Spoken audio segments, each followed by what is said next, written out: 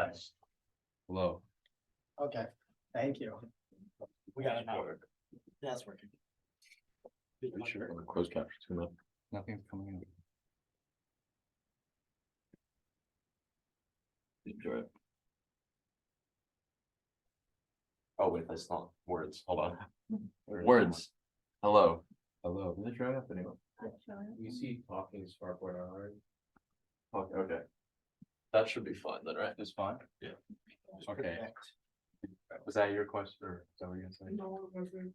I was just wondering for underfitting and overfitting, both mean that it's not able to find the pattern in the data set. Yeah. So both are like, is like the terminology you use to describe how well it's fitting the data, but overfitting essentially means it's too complex. Underfitting means it's not complex enough.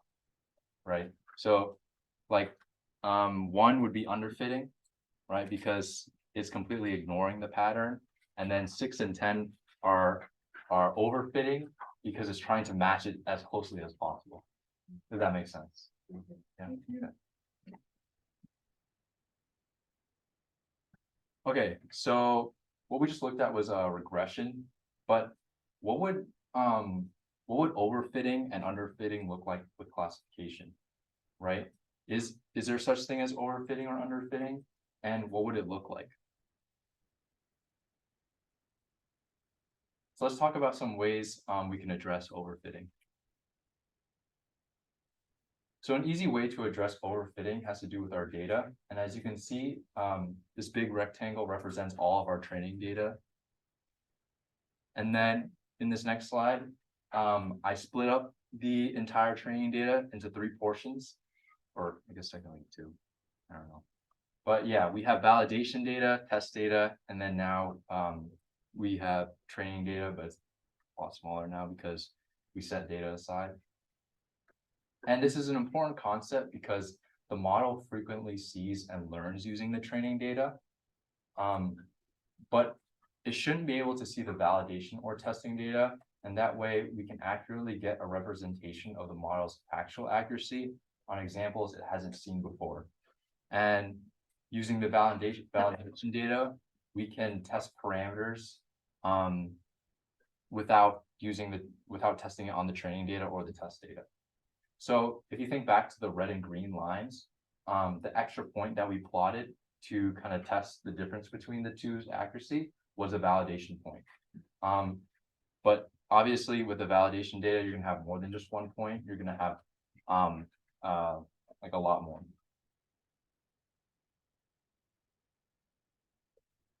As you can see, we have test data as well. So what's the difference? With the example that we talked about earlier with the red and green lines, the validation data showed you whether or not it was overfitting or underfitting, right?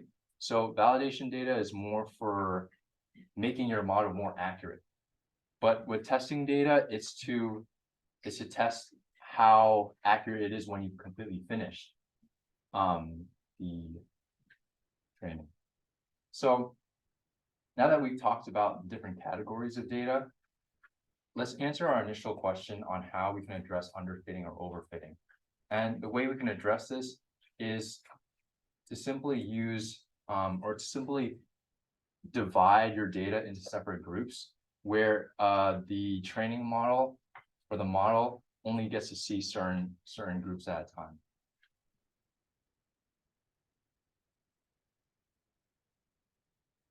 So another topic I want to bring up is data ethics and how overfitting can be dangerous. For example, if a model was trained to detect pneumonia in a patient x-rays, in this case, you can see the left person is the one with pneumonia, but for some reason, our model decided with 90% certainty that the person on the right was the one with pneumonia. So if we highlight the area that the model focused on the most, you can see that it's on the top right of the shoulder. And for a bit of context, the hospital that provided the pneumonia data for this model had a specific marker that it placed on each of the x-rays. And the other hospital that provided the non-pneumonia data used a different marker. So if you look at the images at the top right, those, you have like one black circle, but then the other one you have like a white L looking shape almost. So now we want to ask why the model felt so certain about its prediction. And that's because the model started to overfit while it was training. And it started to assume that whenever it saw that specific marker, that it would immediately mean that that patient had pneumonia. However, when a different marker shows up, it thinks that that patient doesn't have pneumonia. And this is a great example of overfitting because the model does extremely poor when introduced to data it has never seen before. So back to the idea with data ethics and how overfitting can be dangerous. If you were to implement this into the real world and you told a patient that they didn't have pneumonia when they really did, then obviously there are going to be a lot of consequences. So that's why when you're training your model, you want to make sure you're testing it on data it hasn't seen before. So it's not so you can tell that's not overfitting or underfitting. Okay, so to move on a little bit from overfitting, I want to introduce a new idea, just feature selection and feature engineering. And just to, I guess, review what features are. Features are the inputs of the model. For example, if you were working with like a data set on houses, an example of the features could be like the number of rooms the house has or the square footage of the house. And the whole idea around feature selection is to choose features that will improve the accuracy of the model and to remove features that are not relevant. Okay, and what I mean by this is oftentimes when you're dealing with your own projects and the data set that you find, it will be the general data that the person has collected, right? And it's not always going to have like the perfect set of features for you. And there'll always be features that you might not need. And because of that, you want to remove those features. And you want to remove them because having a lot of features can be computurally expensive. What I mean by this is if you're trying to test your model and it's running through features that aren't impacting the model, then you're just going to waste a lot of time having it train and calculate. So it's always efficient to just remove things that you don't need, essentially.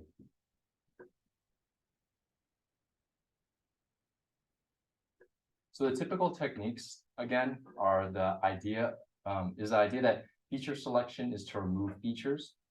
And these features can be those that have low variance, or in other words, you want to just remove features that have that don't really have an effect on the accuracy of the model.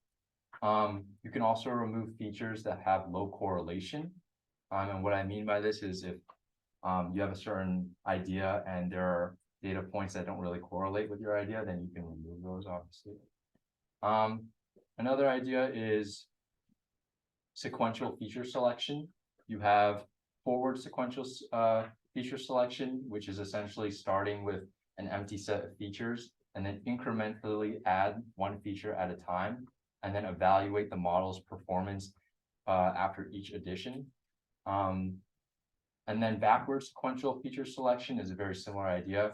However, you start with all the available features and then you remove one feature at a time while testing or measuring the change in accuracy each time.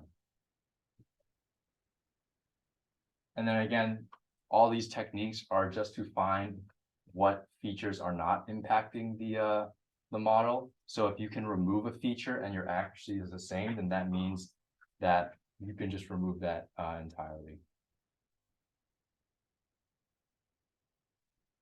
So we also have feature engineering, and feature engineering is a bit different than feature selection because the idea with feature selection is to kind of remove redundant features, whereas feature engineering is to add features or include features that can improve your accuracy. And this involves selecting or transforming or generating specific features that are more informative or relevant to the underlying patterns in the data. So feature engineering also plays like a crucial role in enhancing a model's ability to learn. Going back to the example with houses, engineered features could be like cost per square feet, or the house age, or the zip code. And then feature engineering could also be data pre-processing, such as normalization or fixing missing data. Oftentimes with data sets, you might encounter a lot of NA values, and since learning algorithms can't really compute these kind of values, you'll have to manually fix it. Okay, so the universal process that people typically follow, if you were to implement the strategy on your own, starts with brainstorming.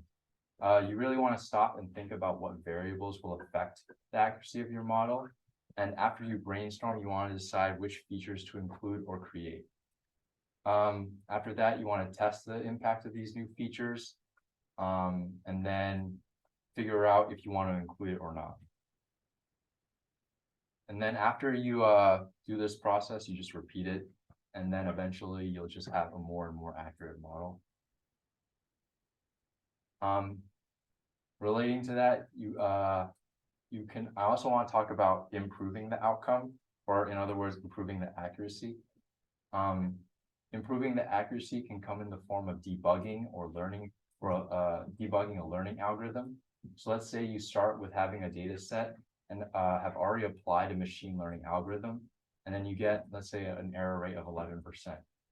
Would you consider this a good result? If you were gambling, maybe 11% could be good odds. But if you were diagnosing a patient for a certain disease, 11% might not be good. So you want to establish a baseline. You want to ask, like, what is a reasonable level of error? First, you want to consider human level performance, or how well a human could guess. Because usually you want your model to be better than human predicting, right? So if you were to like gamble a question on your test, you'd want, let's say it was like 4 questions, a human would probably have a 25% accuracy if you were completely guessing. But if a model could have like a 50% accuracy, then maybe you could consider 50% error good. Another thing you want to consider is competing or existing algorithms, because obviously the goal is to create more and more accurate models.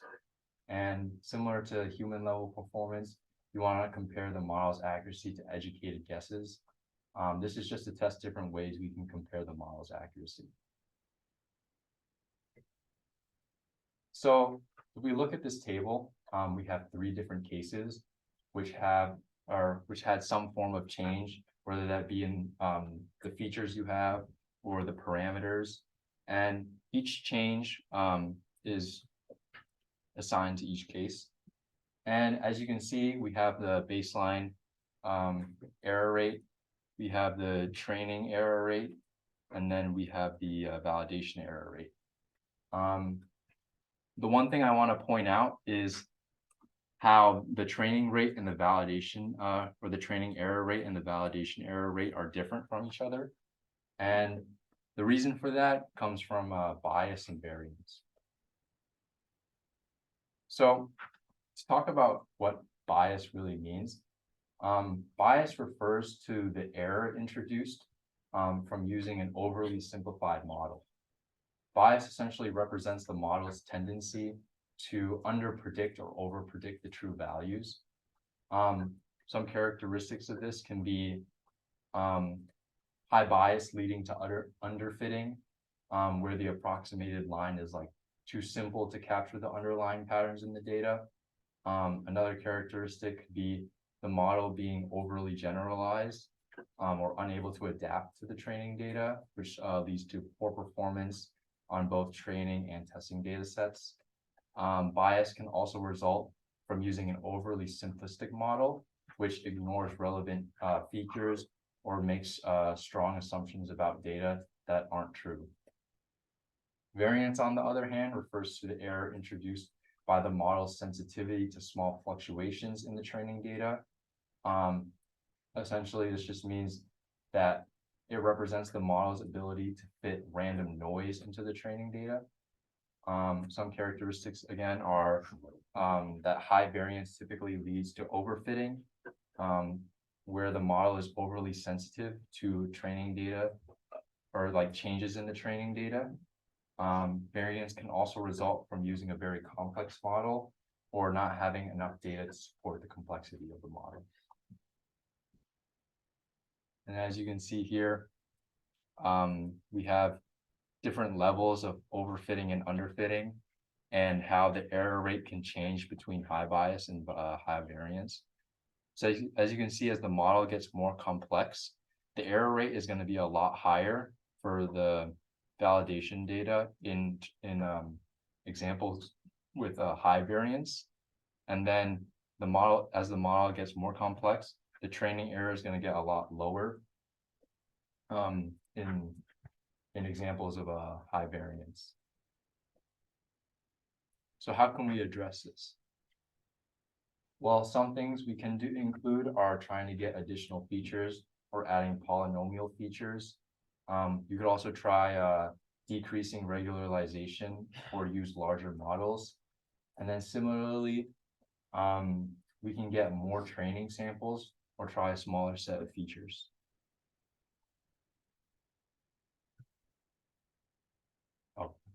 What's regularization? Regularization is just like having a penalty for high cost or high inaccuracy, essentially.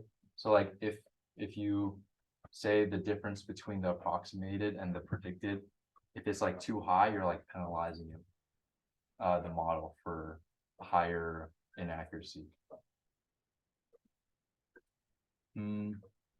Yeah, so to address high bias and high variance, you can again try these, adding more features, adding polynomial features, again decreasing regularization. That can all address high bias. And then yeah. Yeah, that's one point. So regularization, usually if the model predicts everything perfectly, you still assign a tiny penalty for it so that you avoid summarizing data and summarizing and overfitting. Okay, so that's what it takes. So it's a penalty that you add even when you're doing things very well, so that you don't memorize the strings. Yeah. Do you mean to generalize the model, or like how do you do that? Yeah, so every machine learning model has some kind of default function. So we're looking for the best function for the best model. So the cost is basically the difference between what you're predicting and the two answers. So that difference is high. That means you're not doing a good job. Therefore, the model needs to be updated so that it does better. So you keep training the model until this cost is really low, which means that you're predicting things much, much better. Yeah. Yeah. Thank you. So another way we can improve accuracy is to just conduct error analysis. This comes in the form of categorizing errors and examining where the model could have potentially gone wrong. For example, if you were working on a project for food spoilage and your model is not as accurate as you would like, you could start by examining, I don't know, the first 100 examples of where the model gave an incorrect prediction. And then you want to label these examples by what the actual correct answer was and how it got it incorrect. So after you go through all these 100 examples, you want to group all the incorrect ones into the certain categories, so then you can pinpoint where it's getting the most wrong. So to model what this looks like, we have some labels that we made up as we identified examples of the model being incorrect. And as you can see, the model tends to struggle with examples that are related to raining weather in Southern California. To improve the accuracy, you would want to go through the feature engineering process to see what features are hindering the accuracy of the model in these certain categories.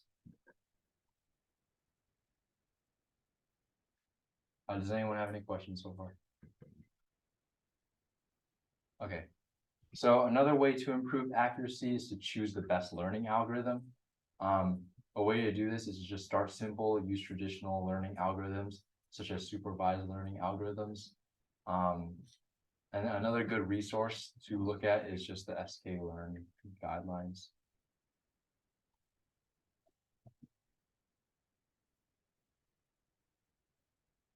Oh yeah, so the typical steps to apply machine learning starts with data pre-processing, trying different machine learning algorithms, playing around with the training set, the validation set, and the test set when you finish. And then you also want to diagnose or go through like a diagnostics practice, I guess. And you can do that by looking at more training samples, increasing or decreasing the feature set, or increasing or decreasing regularization. And then you just want to keep repeating this process. So I also want to talk about characteristics of good problems. You want to make sure that existing solutions are not good enough where you want to improve them, essentially. You also want to look at data availability. So if you have a project that doesn't have a lot of data on it, then it might not be easy, I guess, to go through that project because there's just not enough information out there. You also want to look at data quality and quantity. And then you also want to evaluate proposed approaches. And then, yeah.